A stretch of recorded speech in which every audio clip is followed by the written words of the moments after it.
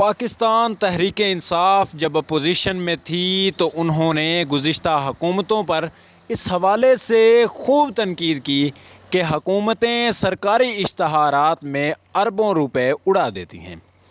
انہوں نے حکومت میں آنے کے بعد سادگی مہم کا اعلان کیا اور میڈیا کو کم اشتہارات دینے کی پالیسی اپنائی۔ کیا حقیقت میں ایسا ہوا؟ اصل کہانی اب سامنے آئی۔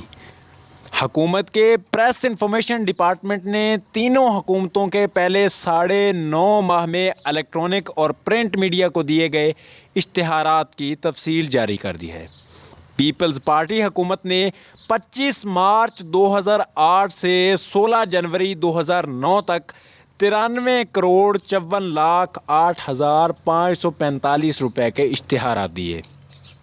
مسلم لیگ نون کی حکومت نے 5 جون 2013 سے 17 مارچ 2014 تک کل 1 ارب 32 کروڑ 57,64,307 روپے کے اشتہارات دیے، جبکہ پاکستان تحریک انصاف کی موجودہ حکومت نے 18 اگست 2018 سے 17 مارچ 2019 تک کل 2 ارب 59 کروڑ 52,46,431 روپے کے اشتہارات دیے ہیں۔